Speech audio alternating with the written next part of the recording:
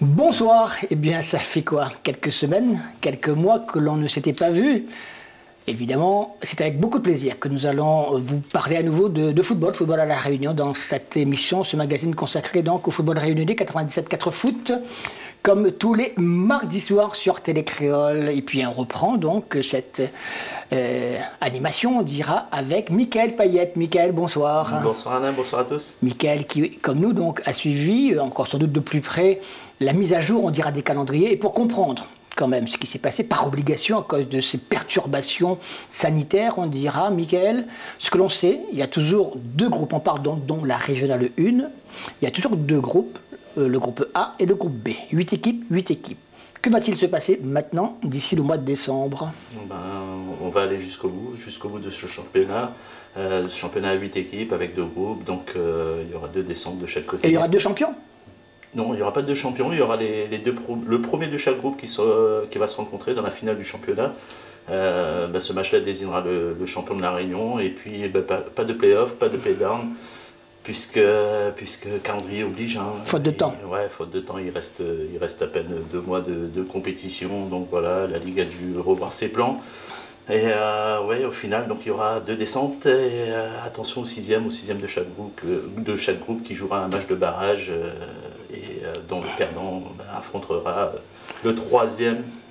De la régionale. Le troisième premier de la régionale. D'accord. Ça, vous allez comprendre au fil des semaines, je pense. Hein. En tout cas, ne pas terminer ni 7e ni 8e dans chaque poule. 6e, vous avez encore un sursis, on dira, pour rester parmi l'élite.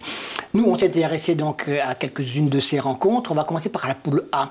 Pendant que le champion en titre, l'Excelsior, c'est le champion en titre d'Excelsior 2020. Pour ceux qui, comme moi, auraient pu peut-être oublier que c'était encore la Saint-Pierroise. La Saint-Pierroise, non. C'est bien l'Excelsior qui a cartonné 8 buts à 1 face au FC. C'est parfait, on n'a pas d'image.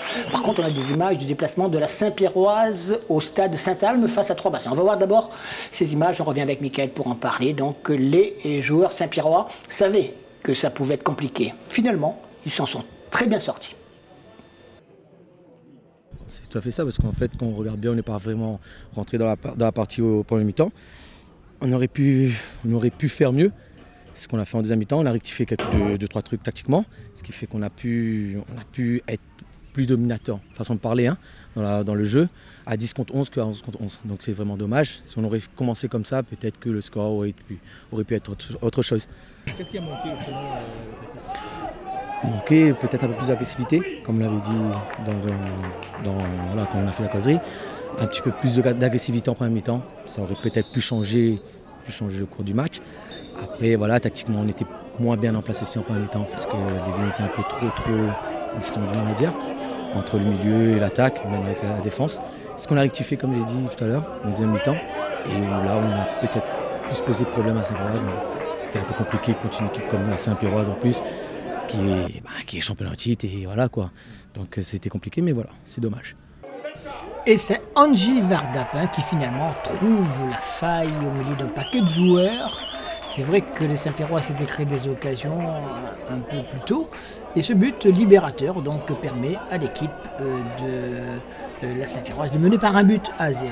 Une Saint-Pierroise qui va quand même pas se relâcher, mais en tout cas on trouvera surtout une équipe de Trois-Bassins un petit peu plus entreprenante, avec Quentin Depayi qui frappe et qui oblige le gardien Dabo à claquer en corner.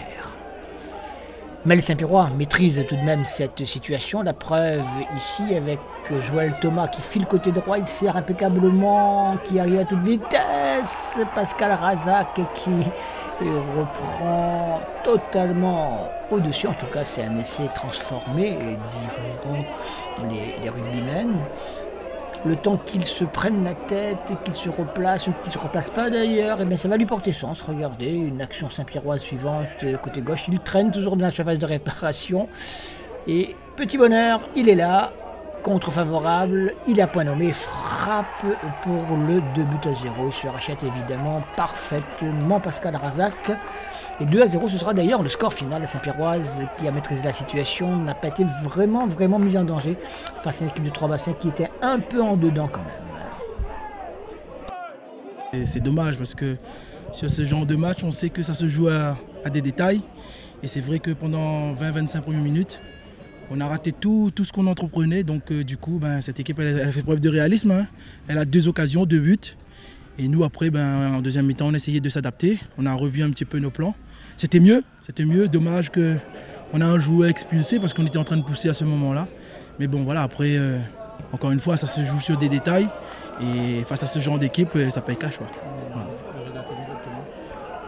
On reste toujours focus sur nos objectifs. Mercredi, déjà, on va jouer encore contre un cadre de notre groupe, même si c'est une autre compétition. Mais voilà, on sait vers quoi on veut aller. On va essayer de travailler pour faire quelque chose déjà mercredi. Et après, on va maintenir notre objectif. On va essayer de tout faire pour atteindre notre objectif sur cette poule-là. Même si les modalités de ce championnat ont changé quelque peu. Oui, on savait déjà en venant ici, on connaît très bien l'environnement et puis la détermination aussi des joueurs de 3 bassins. Donc nous, par rapport aux autres matchs, c'est vrai qu'on a eu pas mal d'occasions.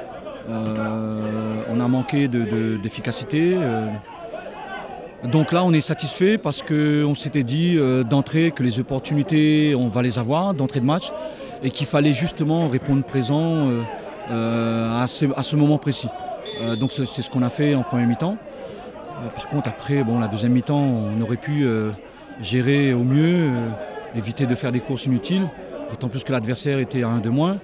On aurait dû jouer un peu plus intelligemment et faire courir le ballon, etc. Donc c'est vrai que les joueurs ils avaient envie de bien faire, de partir, mais ça peut jouer des tours et être au détriment aussi de tout ce qu'on a fait sur la première période. Donc là-dessus, il faudra encore travailler et rester vigilant. On n'a rien gagné, donc soyons sérieux. Michael, on a vu, les Saint-Pierrois ont maîtrisé la situation. Oui, mais la Saint-Pierrois tout en maîtrise. C'était pas facile, pas évident. 3 bassins étaient invaincus, encore invaincus cette saison. Et il fallait gagner à Saint-Alme. On sait qu'à Saint-Alme c'est compliqué. À défaut d'être brillant, la Saint-Pierroise a su faire preuve de réalisme.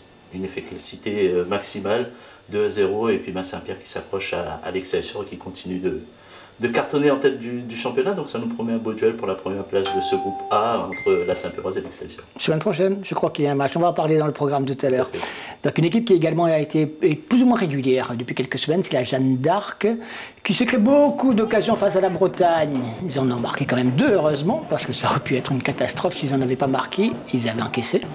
Donc finalement, ils s'en sortent très bien, ces Portois. Ils ont maîtrisé la situation face à la Bretagne. Les meilleurs moments de cette rencontre au stade Lambrakis du Port. Le sentiment, c'est qu'on a manqué de rythme par rapport à la reprise où la Jeanne avait quelques matchs déjà dans les jambes. Et nous, on a manqué de rythme, on a manqué d'impact dans le jeu et on s'est fait un petit peu bousculer. Mais après, dans l'ensemble, on a pu mettre en place ce qu'on voulait, mais on a manqué un peu de rythme dans ce match. Le point positif, c'est qu'on a pu avoir un bloc équipe assez solide. On prend les 2 buts là où on s'est fait avoir sur nos pertes de balles. Donc il faut continuer à travailler sur cette position de balle qui pourrait nous faire gagner des matchs par la suite, mais il faut être beaucoup plus solide sur le plan offensif. C'est compliqué d'avoir un rythme régulier, donc là on espère que ça ne s'arrête plus, qu'on puisse prendre quelques matchs dans les jambes et trouver le rythme de ce niveau-là. Non, c'est compliqué avec le Covid, les passes sanitaires, c'est compliqué à mettre les matchs amicaux en place, mais on ne remplace pas les matchs officiels, c'est là-dedans qu'on prend du rythme. Donc quand on a une équipe qui a 2 ou 3 matchs de plus que nous dans les jambes, ça se ressent immédiatement dans le jeu. Les Portois se créent d'ailleurs les premières occasions face à une solidaire équipe de la Bretagne qui ici avec cette balle repoussée par Obras permet à son équipe de tenir. Mais tenir jusqu'à quand? Jusqu'à cette 25e minute. Et tout part d'une action de la Bretagne pourtant qui maîtrise collectivement, visiblement. On cherche la solution collective, mais attention, un mauvais contrôle ou une mauvaise passe, et c'est ensuite la catastrophe. Regardez, et ça part très vite du reste, c'est Pierrick Key qui est servi côté gauche, il va fixer son adversaire et frapper fortement pour marquer le premier but de cette rencontre.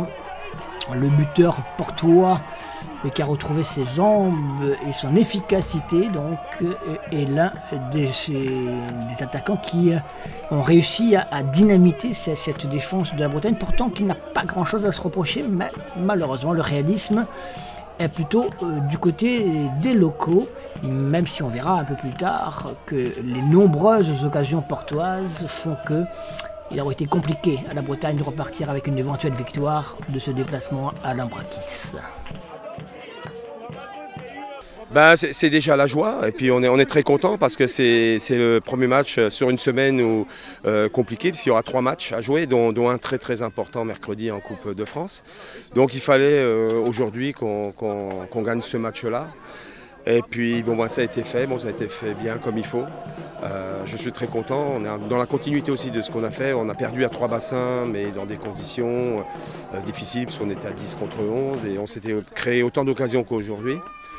Voilà, après le bémol, je trouve encore une fois on se crée beaucoup d'occasions et le ratio but-occasion n'est pas à la hauteur. C'est un peu notre péché mignon depuis un bon moment.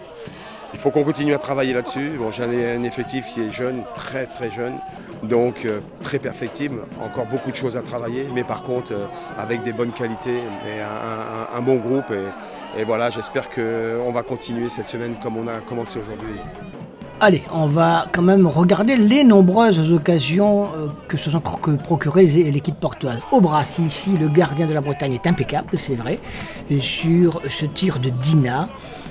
Finalement, la Bretagne a du mal quand même à ce moment-là à mettre le nez à la fenêtre. Et à la 61e minute, c'est Ojo qui va se charger de récupérer un ballon. Petit exploit personnel en se débarrassant de plusieurs adversaires. Il frappe au premier poteau dans un angle pourtant réduit et permet à son équipe, la Jeanne d'Arc, de mener par 2-0 à ce moment-là.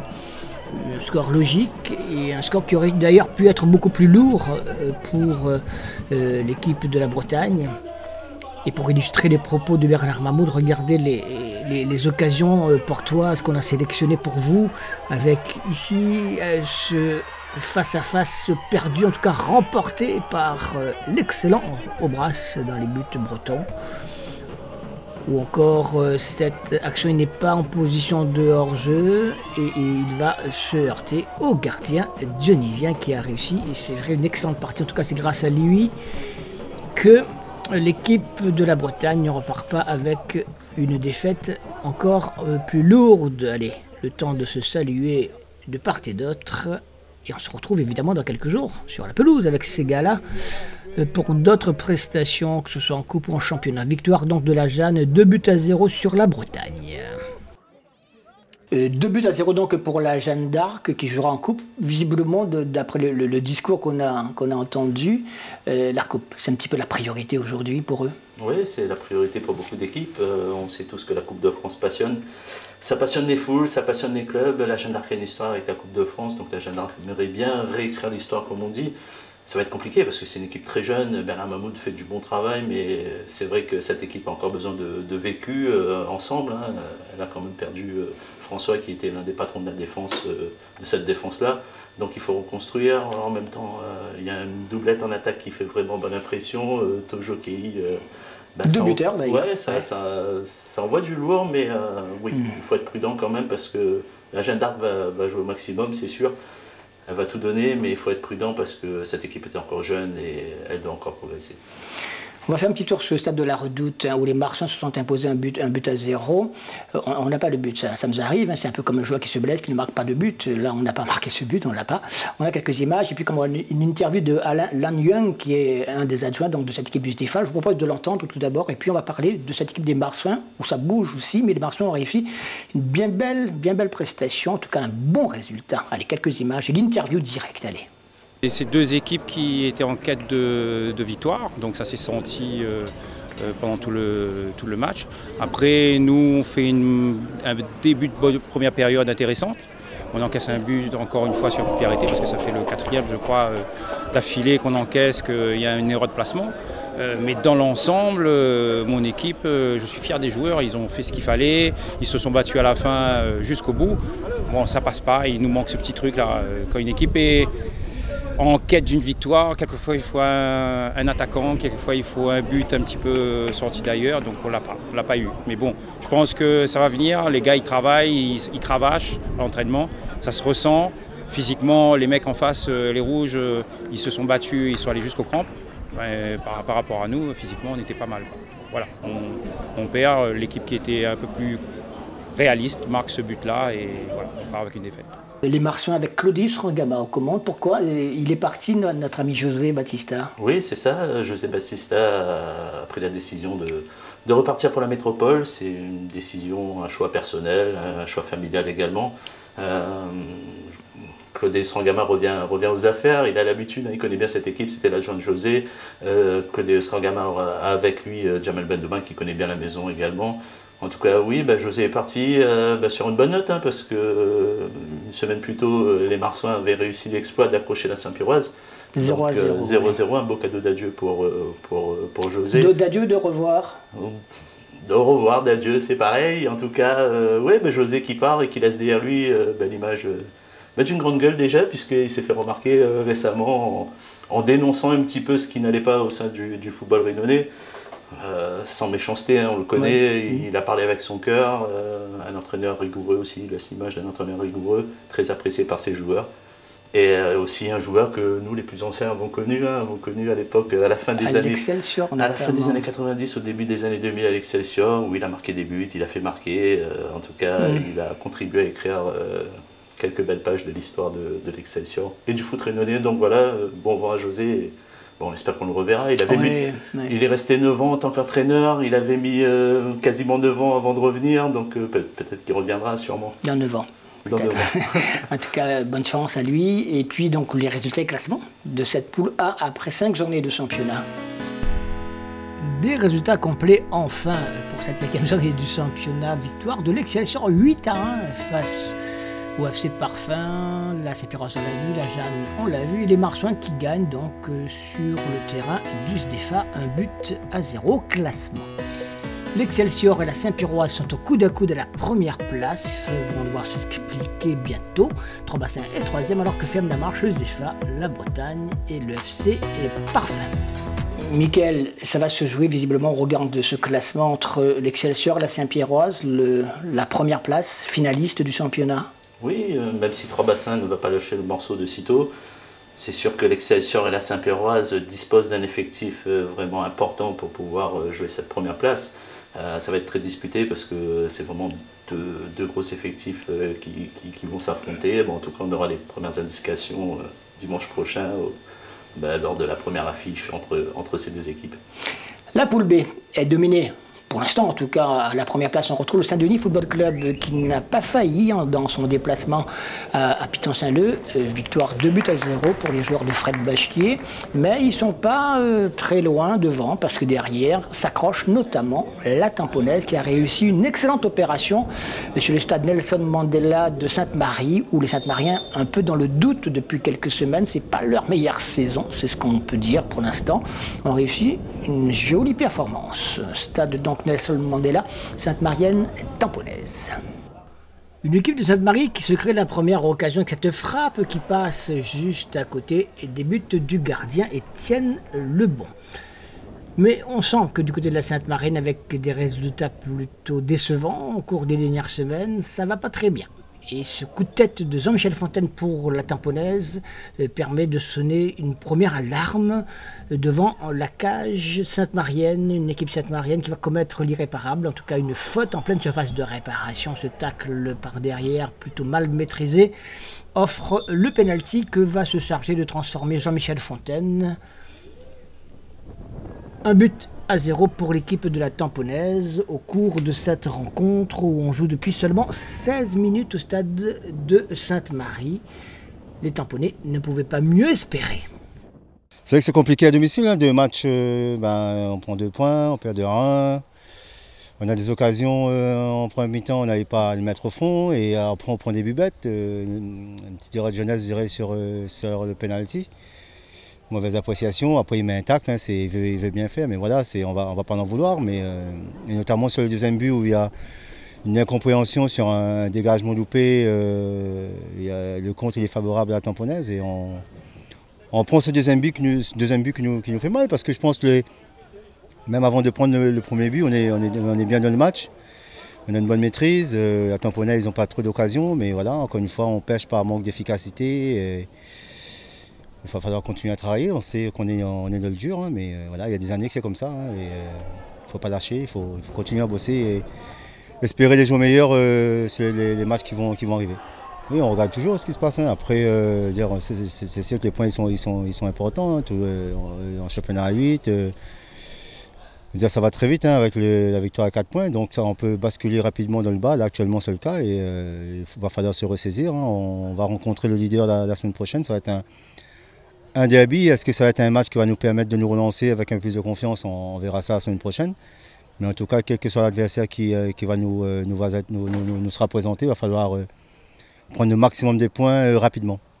Bien que menée au score, l'équipe Sainte-Marienne, vous l'avez compris, tout de rose vêtue, se crée des occasions. Il y a du jeu, malheureusement, donc ce manque de confiance dans la finition fait défaut face en plus à une équipe tamponnaise qui ne laisse rien passer et qui en contre va se montrer très redoutable avec ce but tiré par les cheveux incontestablement, mais quand la chance vous sourit, bien, il faut en profiter jusqu'au bout.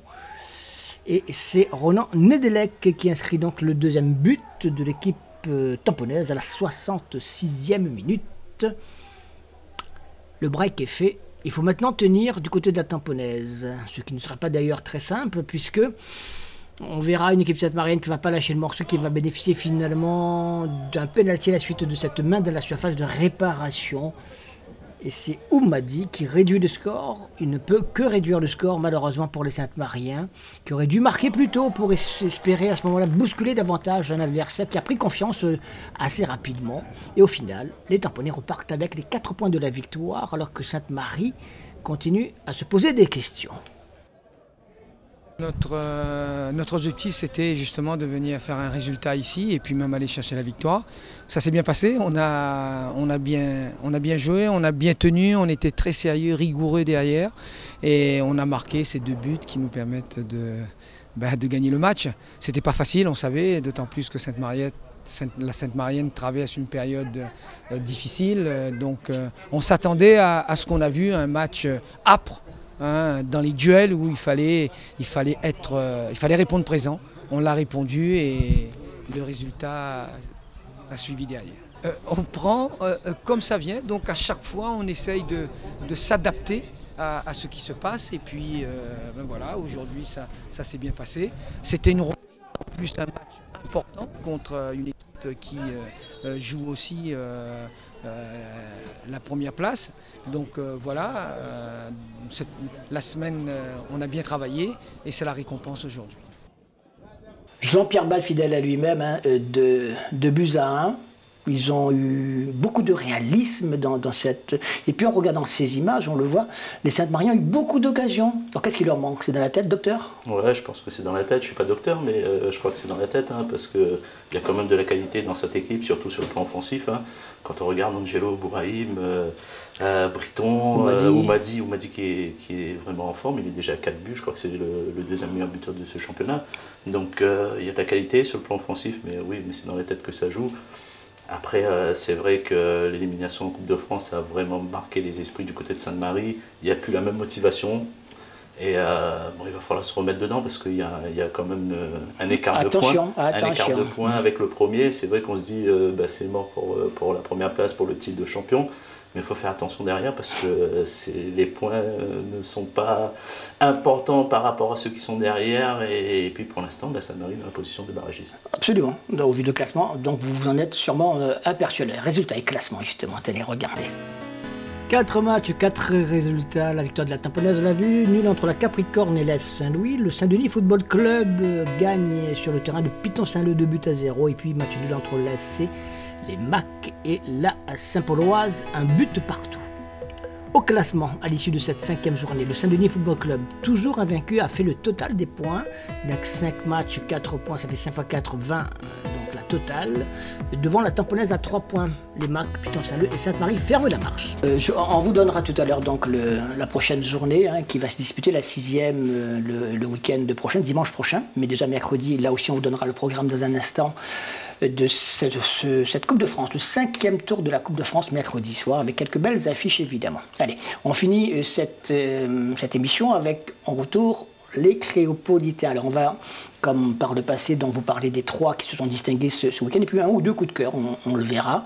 Le numéro 1, actuellement, c'est Dimitri Payet, c'est ça? Ouais, c'est ça. En tout cas, ils Le numéro 1 et le numéro 2, ils étaient sur la même pelouse dimanche soir, la pelouse du Vélodrome. Parlons des deux alors, donc le numéro 2 c'est qui? Wesley Saïd, Saïd. attaquant d'origine réunionnaise, qui a été formé au Stade Rennais et qui aujourd'hui rebondit en Ligue 1 sous les couleurs de Lens.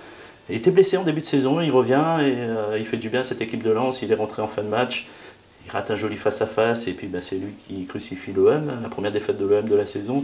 Il s'est crucifié l'OM d'une tête et il marque, je crois que c'est son 20e but en Ligue 1, c'est quand même pas mal pour un jeune attaquant. Et puis de l'autre côté, logiquement ça aurait dû être Dimitri, l'homme de la soirée.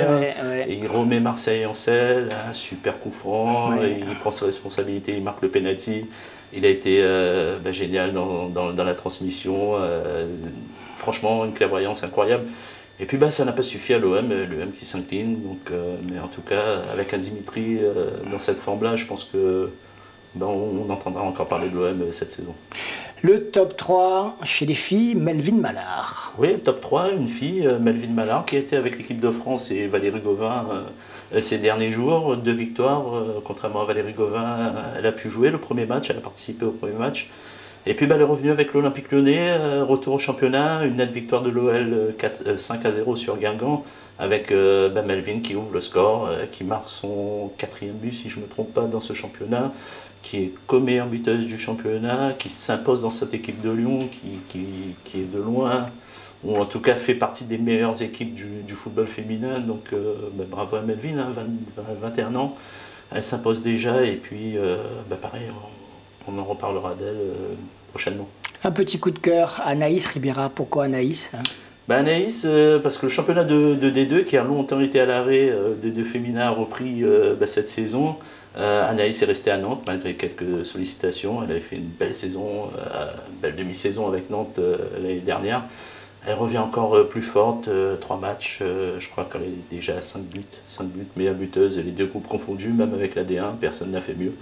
5 buts en 3 matchs, Anaïs, la bénédictine, qui porte le FC Nantes, 2e du championnat. 2e du championnat derrière le Havre, où sa coéquipière de la saison dernière, Fanny Waro, est partie au Havre, et Fanny Waro, carton plein avec le Havre en tête du championnat. Waro, voilà.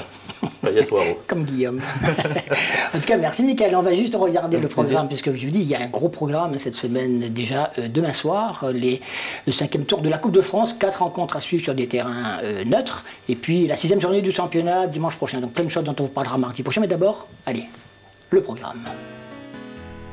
Demain, donc mercredi, le 5e tour de la Coupe de France dans le groupe A. Une belle affiche entre la Saint-Pierroise et la Capricorne. Ce sera au stade Paul-Julius Bénard à Saint-Paul. ASC Les Macs contre la Jeanne d'Arc au stade de Kléber-Picard au Tampon. Et puis dans le groupe B3 Bassin Excelsior, ce sera au stade de Michel Volney à Saint-Pierre. Et Saint-Denis Football Club Saint-Pauloise au stade Lambrakis du Port. Allez, la 6e journée très rapidement dans le groupe A. Dimanche prochain, 2 championnats Bretagne SDFA, Marsouin 3 Bassins Saint-Pierroise Excelsior, FC Parfum Jeanne d'Arc, donc à suivre tout particulièrement. Et puis dans le groupe B, Saint-Denis Football Club Sainte-Marienne, toujours 6e journée, donc Tamponnaise Mac, Saint-Pauloise Capricorne, Saint-Louis, Piton Saint-Leu. Voilà, Mickaël, on se retrouve dans 15 jours pour parler à nouveau des Criopolitains, mais surtout de la façon dont évolue cette saison 2021, tronquée, mais on le répétera jamais assez, mais c'est comme ça. On est content, et on l'a vu avec les joueurs, ils sont très très contents de retrouver la pelouse, de retrouver la compétition, le public également, on l'a vu donc notamment au Port. Enfin. Ouais, enfin, et puis on croise les doigts pour que le championnat, la saison aille au bout. Il reste 2 mois, que tout le monde soit prudent sur les terrains et pour qu'on continue à être le dimanche dans les stades et continuer à prendre du plaisir. Et nous le mardi avec vous, parce que sinon on n'est même pas là. Ouais, c'est vrai, merci Mickaël, on se retrouve dans 15 jours. Avec plaisir. Merci, salut, passez une excellente semaine, à bientôt, salut.